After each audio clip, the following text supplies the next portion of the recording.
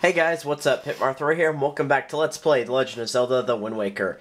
In the last part, we finished up all the side questing that I would like to do, and in this episode, as soon as I adjust the camera, which I know a lot of people hate, we are going to continue with our actual quest and head to the Forsaken Fortress.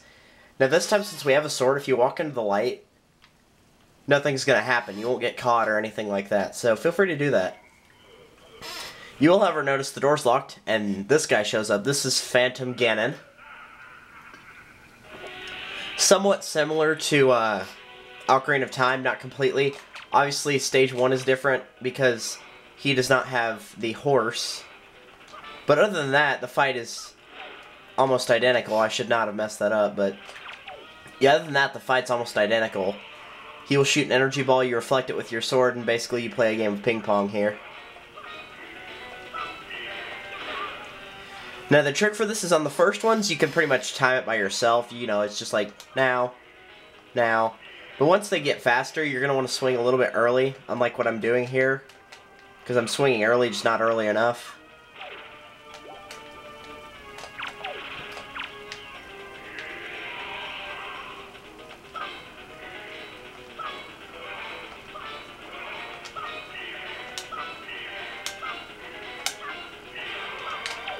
And then once you get him, he will fall to the ground. Then you slash him. It's a pretty easy fight overall. I'd say it's easier than the Forest Temple fight. Even though the horse stage wasn't that hard, the second part was actually kind of harder in my opinion in Ocarina of Time. But maybe that's just me.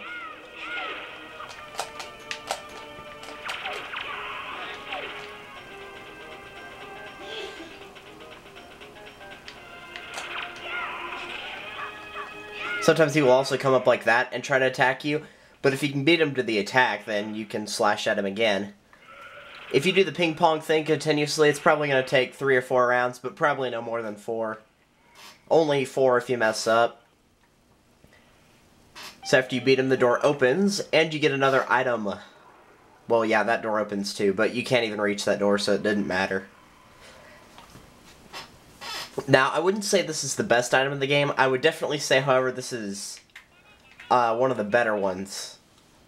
Not one of my favorites and not one of the best, but it is required in multiple areas. And that is the Skull Hammer. Also, if you have played Ocarina of Time, you might know it as the Megaton Hammer. And this can break things, pound obstacles into the ground. Some enemies get stunned by the shockwaves. Now, I said the spotlight would not make you get caught or anything like that. However, what it will do is make those imps appear, mini balloons or whatever they're called. So let's go ahead and try out the Skull Hammer. These are switches that can only be gotten past once you have obtained the Skull Hammer, but it does make quick work of them. Now, for the most part, this is going to be for like switches and puzzles and stuff like that. Very, very rarely will this ever be used for fighting enemies. You will not see this really show up anywhere too much except for puzzles. You're not going to see it for fighting enemies, ever. Now, even though you don't get caught by the searchlights anymore, you definitely still want to take them out, and you'll see why later. I'll explain why anyway. But you do want to take these guys out. They are easier to kill now that you've got the Master Sword instead of using a stick, though. So that's always good.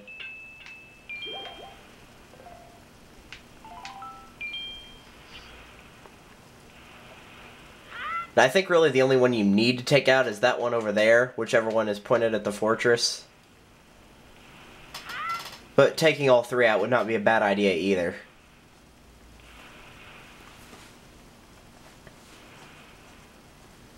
So while I continue through Forsaken Fortress, because you guys already know how to get through this, and now you don't have to run, or now you don't have to sneak around from the moblins and all that, you can just fight them. So we'll actually talk about something other than the game for once, because you guys already know how to do this. If we see any new enemies, though, because I think there's one in here, I don't know where he is, or it is, but I do think there's one in here somewhere. If we see him, I'll talk about him a little bit. But otherwise, I'm just going to kind of keep this a what's going on, current events type thing.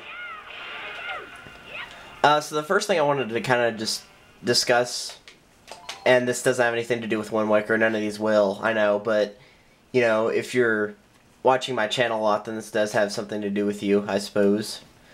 And that's just kind of, I want to go over what I plan to do, not necessarily after Wind Waker, because we're not really anywhere close to being done. There's still a lot of stuff to do. We've only got half the hearts, which is why I'd say we're not anywhere near done. We're probably about halfway, though. But I do have a next project in mind, and that will be coming up after school ends. And thank goodness I've only got one more week, which is finals week. And no, everybody's looking forward to finals. Not. Now, one thing I do want to mention about this really quickly, though, is you'll see that there will be these switches in a lot of places, and you'll have to find ways to get around. Like, instead of using the things to swing across, you had to jump to that platform and jump up here. But it's not anything hard. And also, if you want to get that heart piece, if you missed it whenever we first came here, you can also do that now. That is available to do.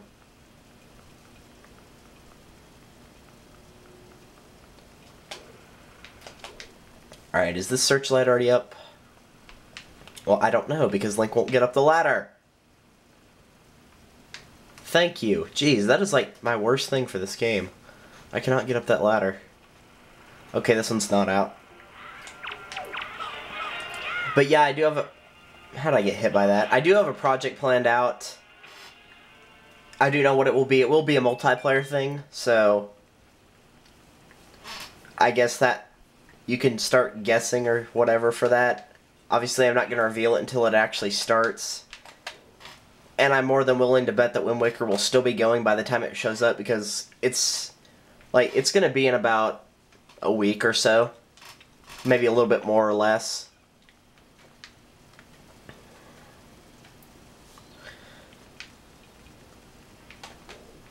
Oh, right, I forgot about this. Also, if you see no way to get across, then you have to use the Deku Leaf. And don't worry about the wind direction, because obviously in here there is no wind in general, so you don't have to worry about the direction. You can just float across. Obviously you need magic, but with a double magic upgrade already, hopefully you've got at least a little bit of enough to not have to worry about that. You notice that statue up there moved, by the way? That is just one of those things that comes to life and tries to attack you. Alright, now here's the room with that. Is he in here? I'm already getting goosebumps from that little... Like, you see how you didn't get caught right there?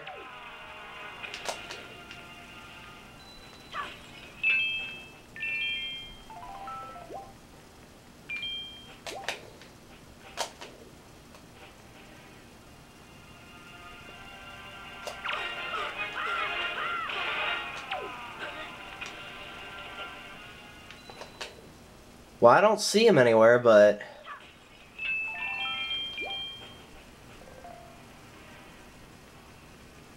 Ugh, I'm not gonna stand around and find out where he is. Now, if you do run into him, I'm gonna go ahead and say it. I don't think you guys are gonna run into him, because I didn't, and everybody I've seen do this game has not.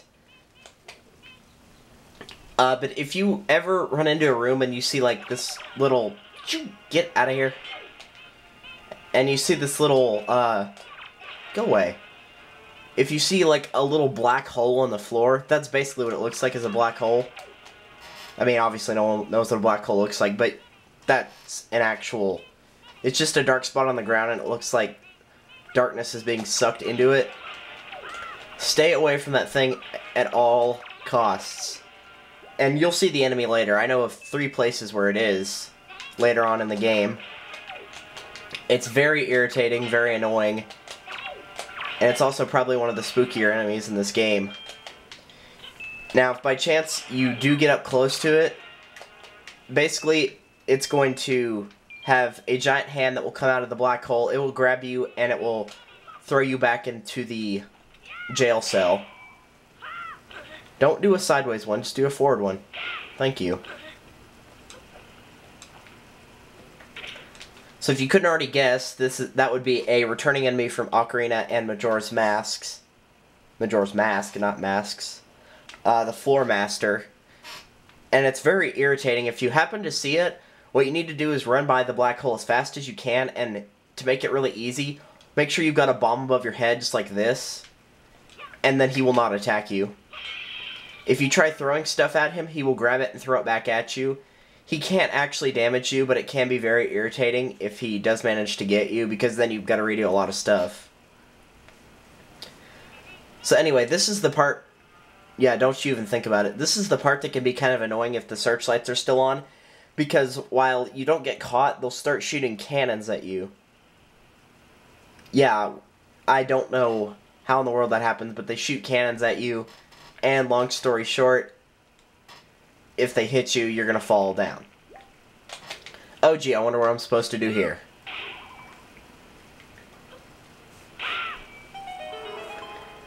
Now I think the way you get this to move sideways is like... Yeah, if you like spin the control stick around.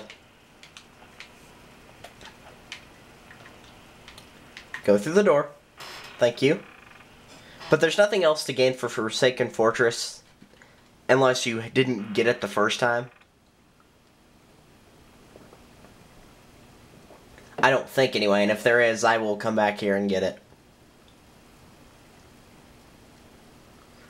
But you'll notice that was a lot faster going through with the sword instead of not going through with it.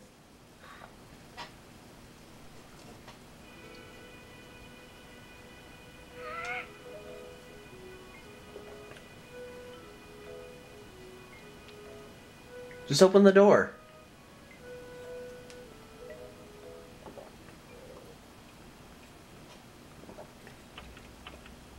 Oh, okay, so it's locked. Oh, look, it's Tetra and Gonzo and whoever that other guy's supposed to be. I love how they're doing the exact same motions. Couldn't even give them separate programming, really? Whatever.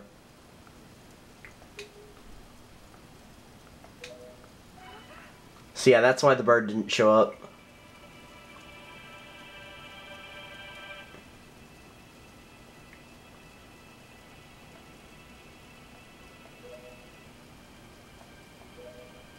Somewhere.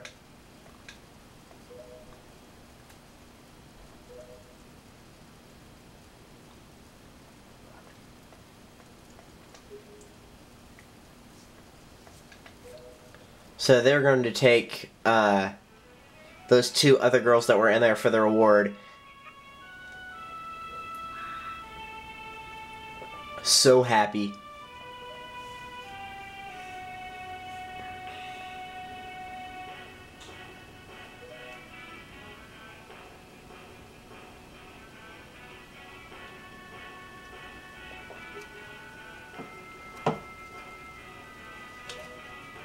So she's gonna take Errol back.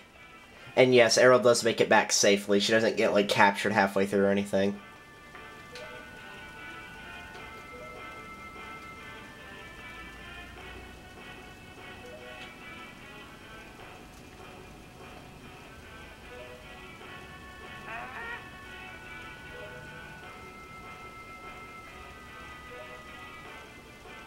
You better do as you're told. Tetra's got a knife, buddy. You got nothing. Oh, Link's face. He's like, yeah, sorry.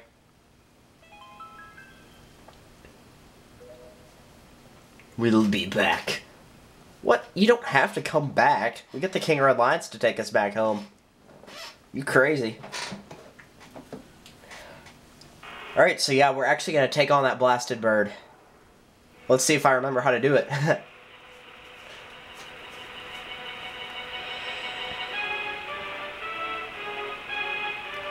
Now, I suppose you could call this first part the first stage, but you're not really actually fighting, so I'm not going to call it the first stage. But in this first part of the actual thing, you've got to outrun the water, so you're just going to be running up this staircase-like thing. I'm not really sure what it is, since it's not made of stairs or anything even close. Just keep running and the bird won't even get you. If you see an enemy, just ignore it. Odds are that's going to happen to it and it's going to die. And it's definitely not worth stopping and fighting it for. If it looks like he gets you, just jump, just keep running forward and Link will jump and he'll make it, so don't worry about that either.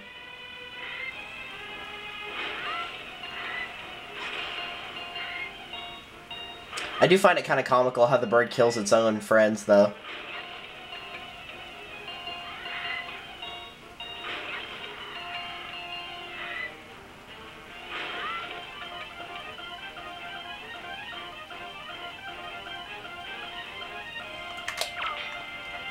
Oh, right. Yeah, this fight's gonna make you utilize your hammer, so you're gonna want that. So once you get to the top, just hit the bird with the hammer. Let's see if there's anything in here.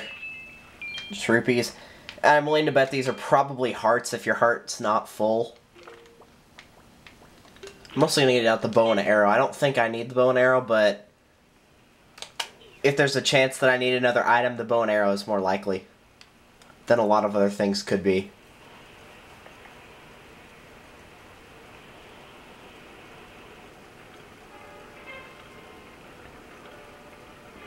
Don't fall back in! And yep, the bird's back. You didn't think it would die that easily.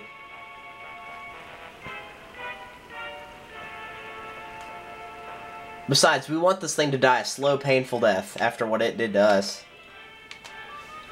Alright, so this boss fight, the bird's going to be flying around a lot, and basically what you want to wait for it to do is come close to you like this. It will try to peck you, and then you run away, and once it fails, you hit the mask that it's got on with your hammer, or I'm not really sure what it is. It's like a mask. It's also shielding its weak point, so that's why we need to get rid of it.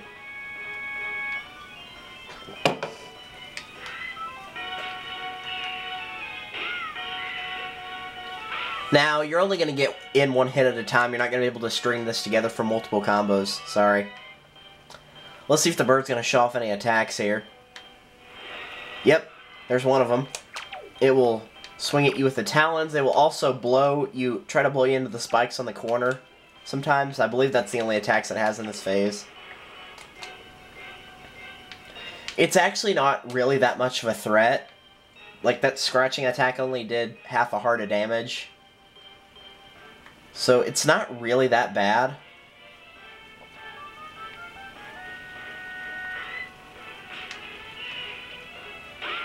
And they do give you a pretty good amount of time to be able to hit the mask that he's got on. Yeah, but we're out of time. So next time on Let's Play The Legend of Zelda: The Wind Waker, we'll continue the fight with this bird. This is Pitmar Roy. Thank you guys so much for watching, and I will see you next time.